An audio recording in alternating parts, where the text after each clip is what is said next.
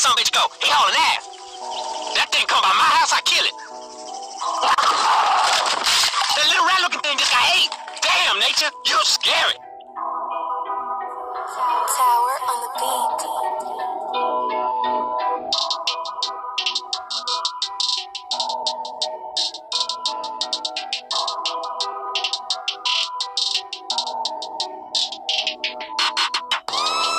The video you are about to watch is protected by the Corporation of the United States of America and parent company, the District of Columbia's Constitution Bill of Rights, Amendment 1, Free Speech and Free Press.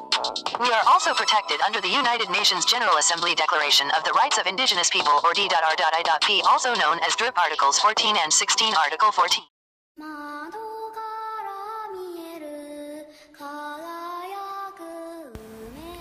Alright, y'all, it's a lot of hype around Kingdom of Tartaria. You know, people trying to figure out where it was, where the fuck is it, what it is, you know. So this is a great big country that basically same size as Russia, most the same geological area of Russia, and a few other areas.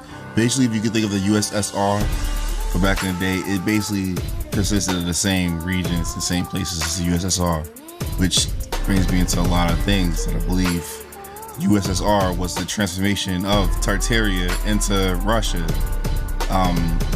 Think of the Bolshevik Revolution, right? Now, there was plenty of books and stuff written on this place too. They try to act like this place never existed. On Wikipedia just a few weeks ago, you know, it still called this place a vast tract of land. Someone just went back and fixed that up and actually put the truth down. But yeah, this country, or this vast land, you know, was more famous enough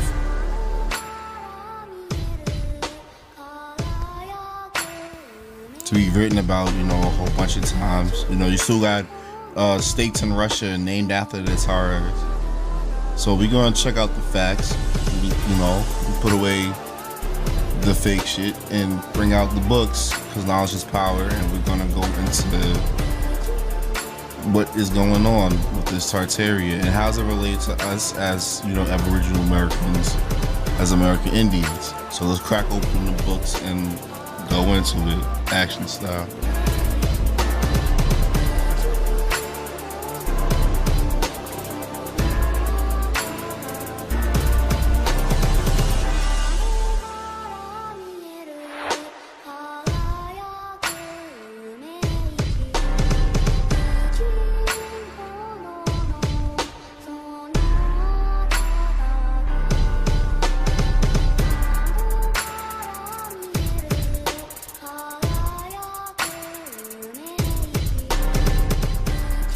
Approved for release 1999/08/24, C.I.A.tartaria 78-02771R0002000900002 National Cultural Development under Communism June 1957 C as GUR, Muslims of Russia, Tatars of the Volga and the Crimea, Kyrgyz and Sarts of Siberia and Turkestan, Turks and Tatars of Transcaucasia, Chechens, and mountain peoples of the Caucasus, and all you whose mosques and prayer houses have been destroyed, whose beliefs and customs have been trampled upon by the Tsars and the oppressors of Russia. Henceforth your beliefs and customs, your national and cultural institutions are forever free and inviolate. Organize your national life in complete freedom. This is your right. Thus read in part a proclamation issued on December 7, 1917 by the Bolsheviks over the signatures of Lenin and Stalin, addressed to all Muslim toilers of Russia and the East.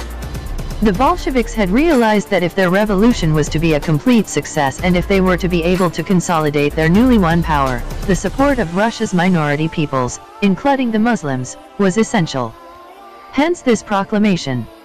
Other pronouncements designed for the same purpose were also issued. For example, a previous declaration, also signed by Lenin and Stalin, issued on November 15, 1917, had stated, the Council of People's Commissars had decided to base its activities with regard to the nationalities of Russia on the following principles: 1. Equality and sovereignty of the nations of Russia.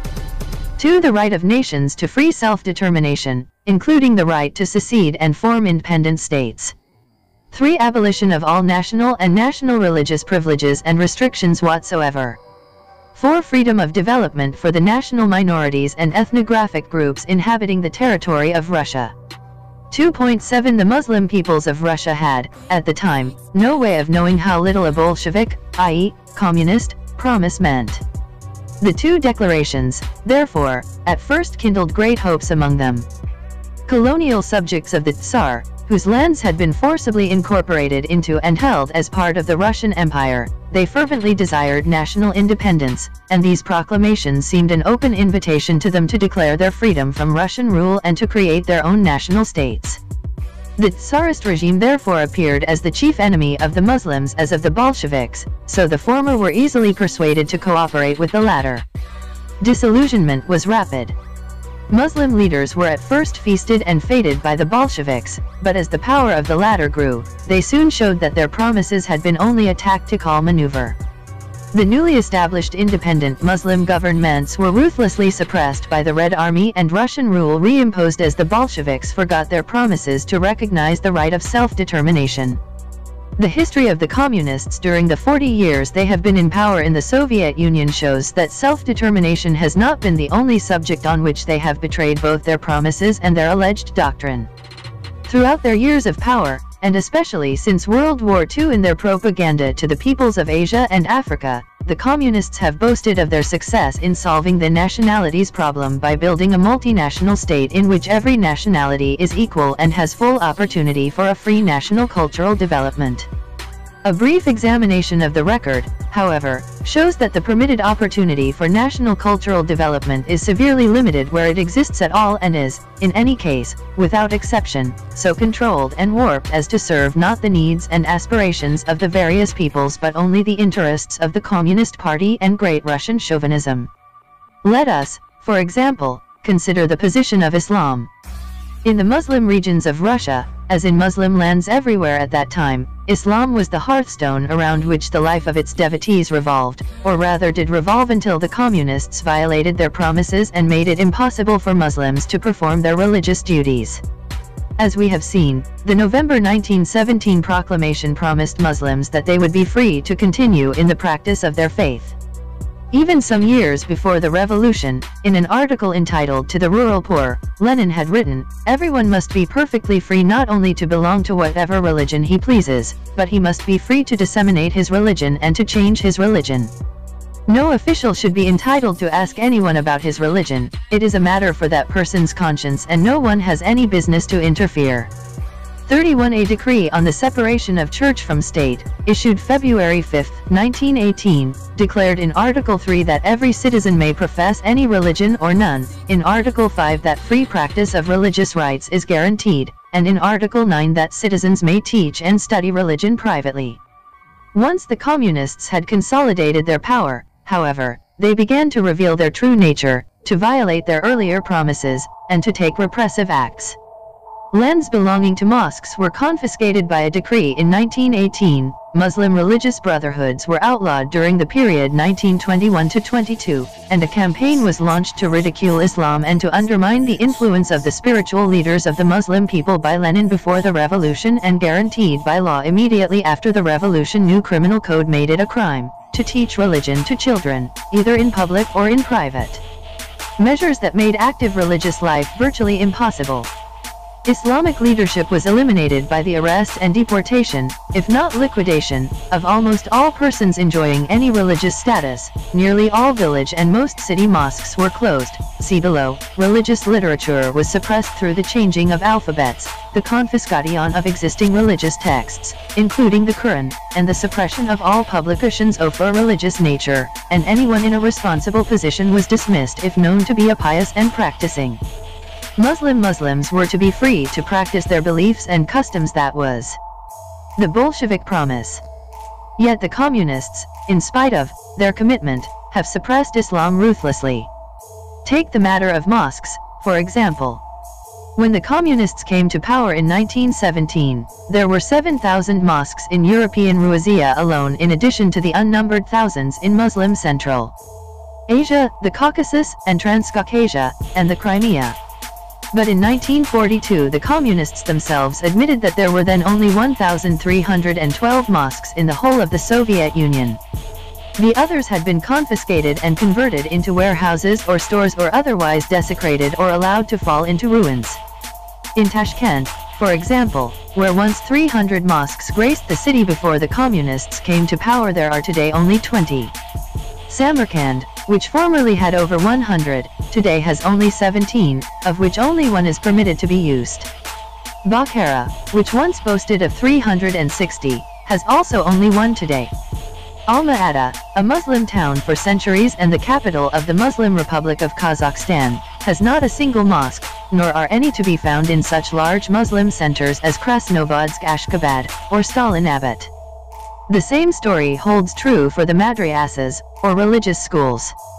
Before the communist regime there were at least 8,000.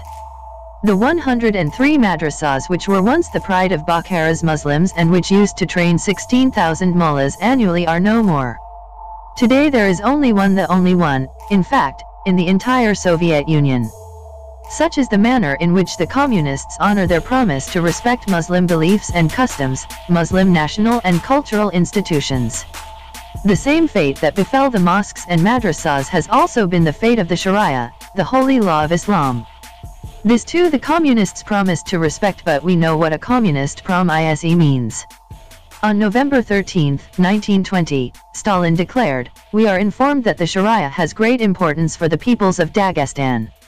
We are also informed that the enemies of Soviet power are spreading rumors that the Soviet regime would ban the Sharia. I am authorized to declare here on behalf of the government of the U.S.S.R. that these rumors are lies. The Soviet government considers the Sharia as customary law of the same standing as that in force among the other peoples living in Russia. If it is the desire of the people of Dagestan, their laws and customs shall be preserved." This is a fine assuring statement. Unfortunately, it did not mean anything. The truth is that Stalin knew he was speaking a lie, knew that the communists had no intention of respecting the Sharia, for only a month earlier, in an article published in the October 10, 1920 issue of Pravda, which, of course, the Dagestanis had not seen nor had any way of knowing about, he had declared, if, for instance, the Dagestani masses, who are profoundly imbued with religious prejudices, follow the communists on the basis of the Sharia, it is obvious that the direct methods of combating religious prejudices in this country must be replaced by indirect and more cautious methods. In other words, political expediency required the communists to make promises now and break them later.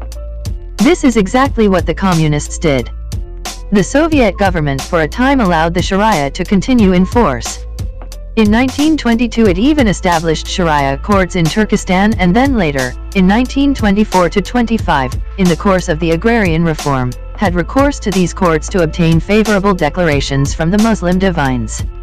But once they had served their purpose, all Sharia courts were abolished, especially after the initiation of the vigorous anti-Islam campaign. Stalin, in 1920, had praised the Sharia as Muslim customary law, but the Soviet Political Dictionary, 1940, describes it as a means for keeping the workers in economic and political subordination by the rich. It legalizes domination, exploitation, and slavery of the workers, the enslavement of women, and states flatly that in the U.S.S.R., now the Sharia is eradicated. Stalin, in 1920 praised the Sharia as Muslim customary law, but Kizil Uzbekistan, on May 29, 1949, described it as a collection of laws which are among the most ignoble and unjust in the world. Such is the manner in which communists honor their promises, the way in which they respect Muslim beliefs and customs, Muslim national and cultural institutions. The communists have not been content to close mosques and madrasas, suppress the Sharia, and liquidate Muslim religion's leaders. They even insult the Islamic faith itself and its holy prophet, God bless and keep him. One communist writer, in setting forth the official party line, described Islam as a primitive and fanatical religion which is a chaotic mixture of Christian, Jewish, and pagan doctrines. Yet, despite these blasphemies against Islam and Muhammad, may God bless and keep him, the communists are today trying to persuade the Muslim peoples of Africa, Asia, and the Middle East that they have no better friends than the communists. The Holy Quran makes incumbent upon every true believer the faithful observance of the 5 pillars of Islam: profession of the faith, prayer, almsgiving, fasting, and pilgrimage. These all formed an integral part of the beliefs and customs of the Muslim peoples of Russia, which the communists promised to respect.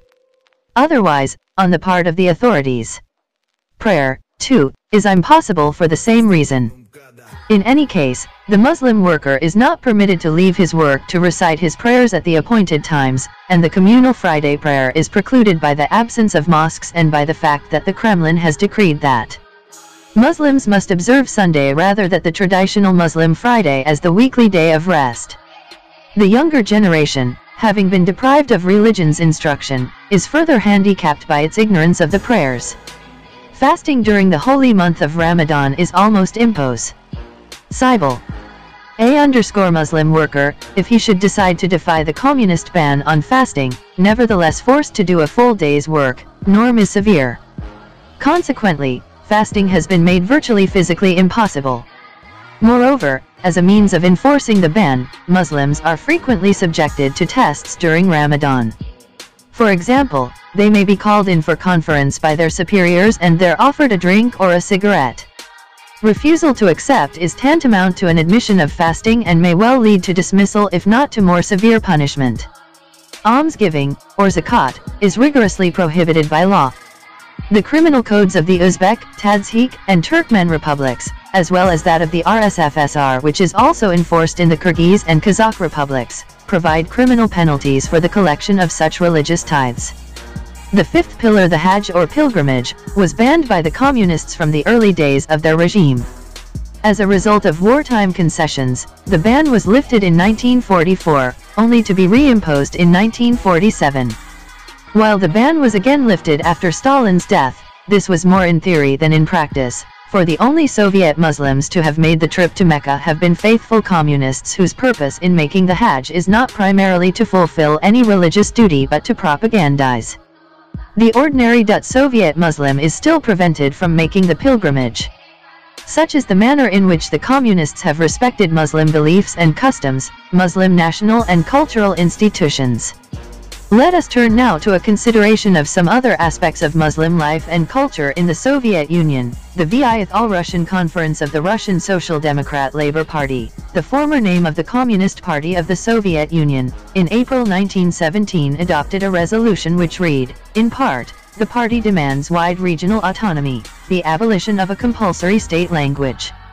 L2I This was part of the Bolshevik campaign to win the support of Russia's minority peoples.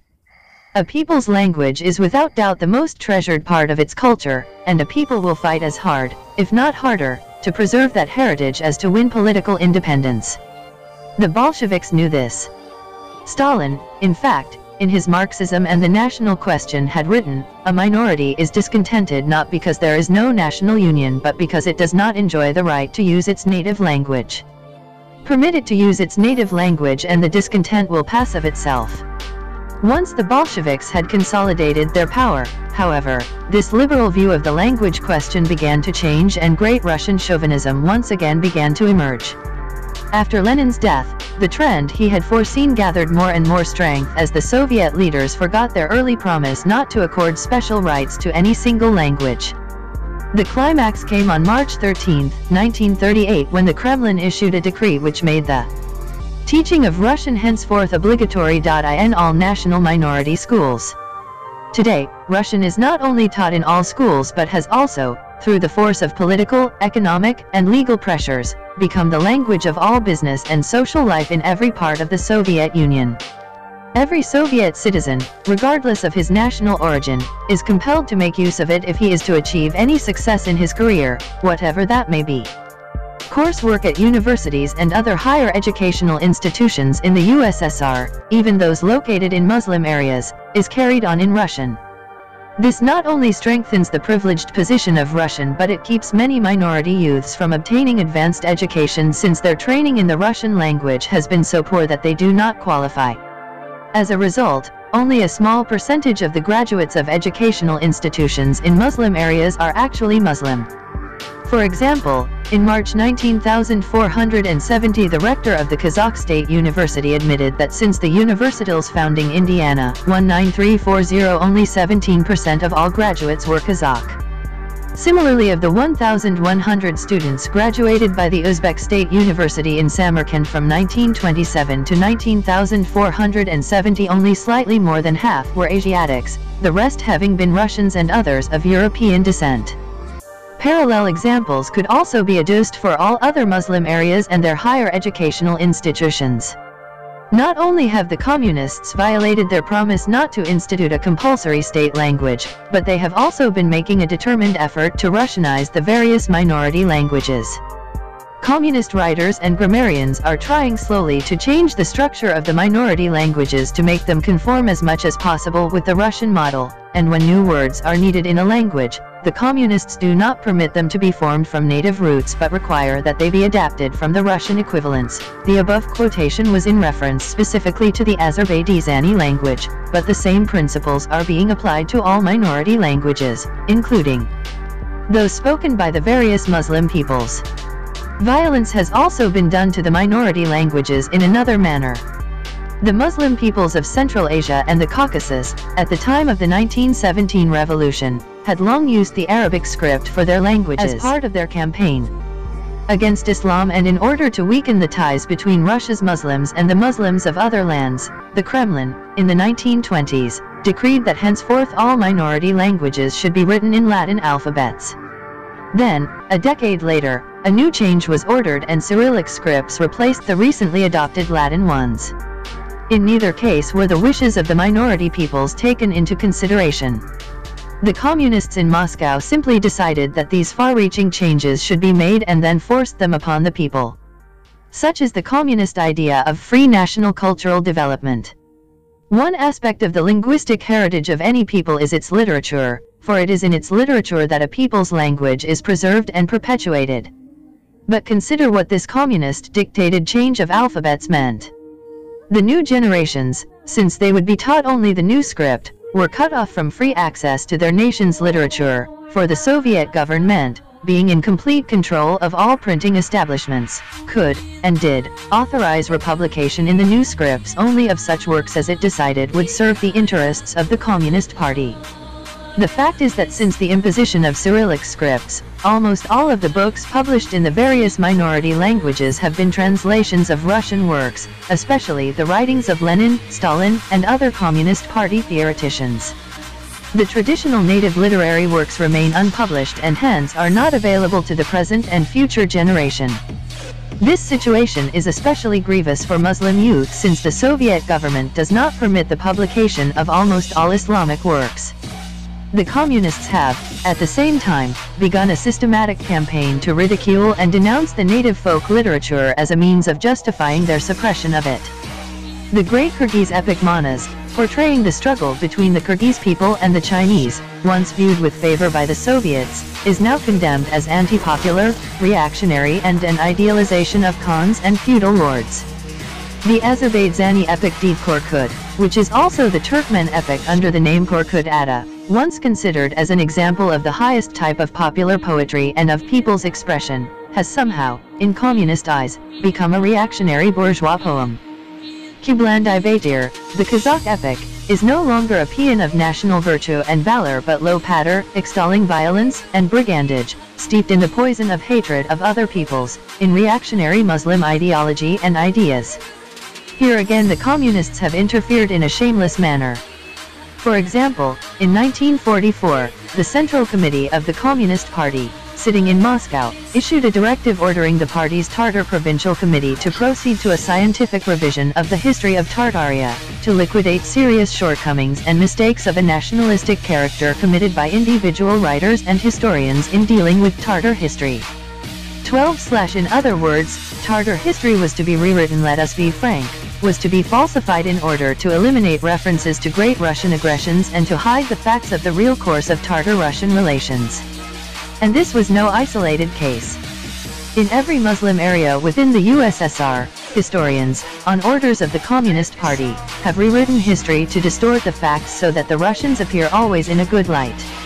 Needless to say, histories which present the facts truthfully have been withdrawn and destroyed, so that the present and future generations of Muslims are forever denied the chance of learning the true facts of their nation's past. Such is the manner in which communists respect Muslim beliefs and customs, Muslim national and cultural institutions. The resurgence of Great Russian chauvinism, especially since World War II, has also resulted in a campaign to vilify the historic heroes of the various Muslim peoples.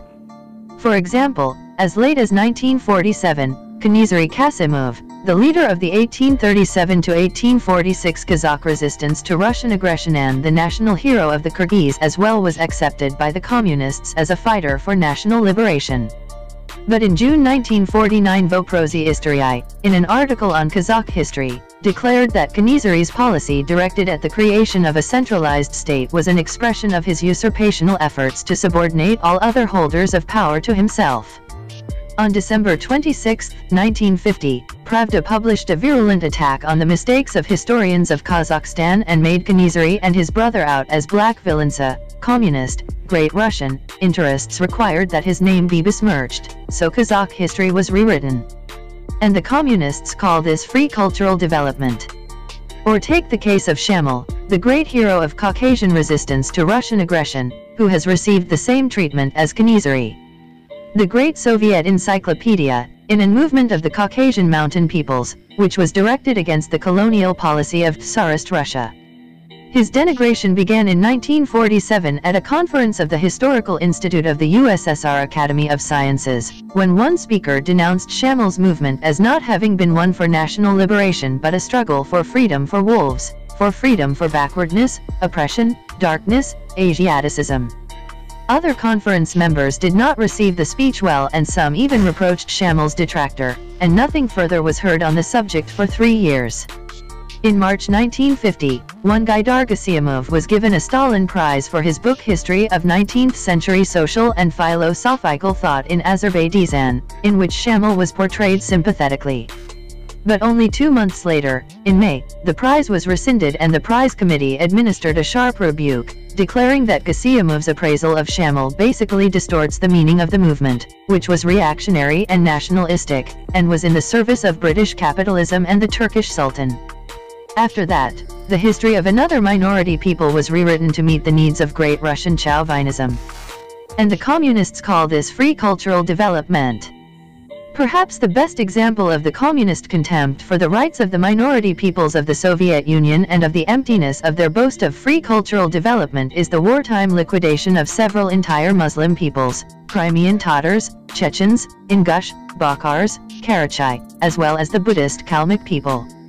It is hard to conceive of a clearer violation of the promise to permit free cultural development, for how can there be a culture or cultural development if a people is liquidated or dispersed in small units amidst other peoples? How can this be reconciled with the Communist pledge, as contained in the 1917 proclamation, to respect Muslim beliefs and customs, Muslim national and cultural institutions? Stalin and his cohorts attempted at the time to justify this genocide on the grounds of military necessity, but the following statement shows the falsity of this claim. All the more monstrous are the acts whose initiator was Stalin and which are rude violations of the basic Leninist principles of the nationality policy of the Soviet state. We refer to the mass deportations from their native places of whole nations. This deportation action was not dictated by any military necessity. Thus, already at the end of 1943, a decision was taken and executed concerning the deportation of all the Karachay from the lands on which they lived. In the same period, at the end of December 1943, the same lot befell the whole population of the autonomous Kalmyk Republic. In March 1944, all the Chechen and Ingush peoples were deported and the Chechen-Ingush Autonomous Republic was liquidated. In April 1944, all Balkars, many of them, and there was no place to which to deport them. This statement makes clear the callous violation of national minority rights by the Kremlin, and it is not merely a propaganda statement written by some Western anti-communist, but it came from the mouth of Nikita Khrushchev, present head of the Communist Party, during his speech to the party's XXTH Congress on February 25, 1956. He claimed that it was all due to Stalin, but the fact remains that if the Kremlin masters had the power to violate minority rights once in so brutal a fashion, they can do so again whenever they might so choose. It is simply another illustration of the meaninglessness of the communist boast about free cultural development. In his well-known essay Marxism and the National Question, written in 1913 before the communists came to power, Stalin wrote, "Only the nation itself has the right to determine its destiny.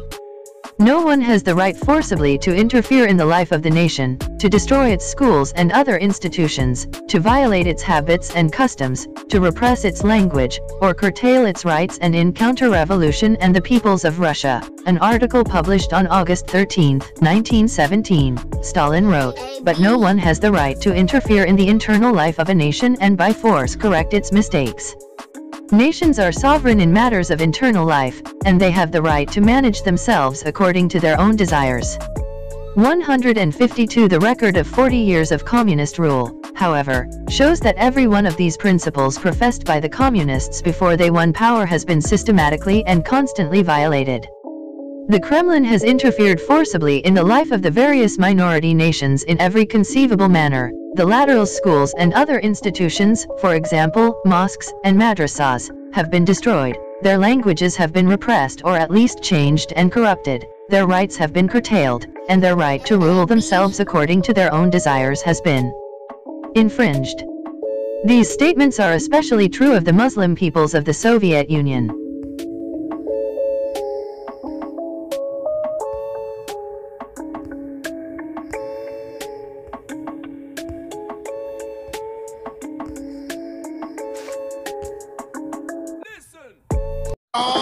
Black, y'all, and I'm black, y'all, and I'm blacker than black, and I'm black, y'all, and I'm black, y'all, and I'm black, y'all, and I'm blacker than black, and I'm black, y'all. I'm blickety black, blacker than black, black, I'm blacker than black, yo, because I'm black and I'm back.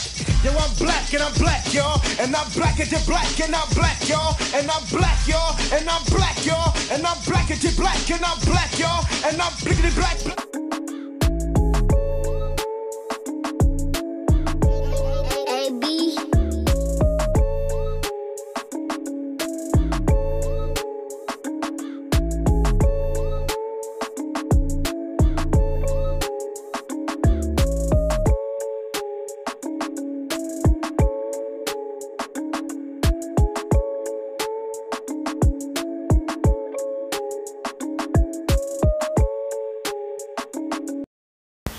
All right, you know, we had to ask the Khazarian question, C.I.A.tartaria. They all kind of intermix and with history kind of intermix.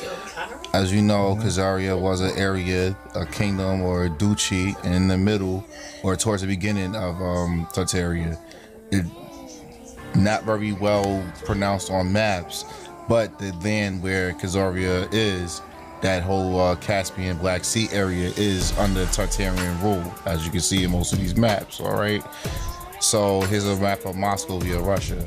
All right, it's the Khazars. It tells you that actually on Wikipedia they've always considered the Khazar Khaganate a country, whereas Tartaria, which the Khazar Khaganate was under, is not considered a country. Kind of weird. All right. Or a kingdom. This is considered a kingdom, and this is known, even though it's considered anti-Semitic to kind of imply that today's Ashkenazis come from Khazaria. It's a very touchy subject to get into, and you have to find a tasteful way of letting that statement or letting those beliefs or letting them facts be known. Okay, but we do know Judaism was a big part of this area. We do know that Khazaria was under Tartaria, and we do know that they have a country now. It's called Kazakhstan, and it has the same prefix of Kaz or Khazar in it. And it's probably one of the most modern countries we have in the world.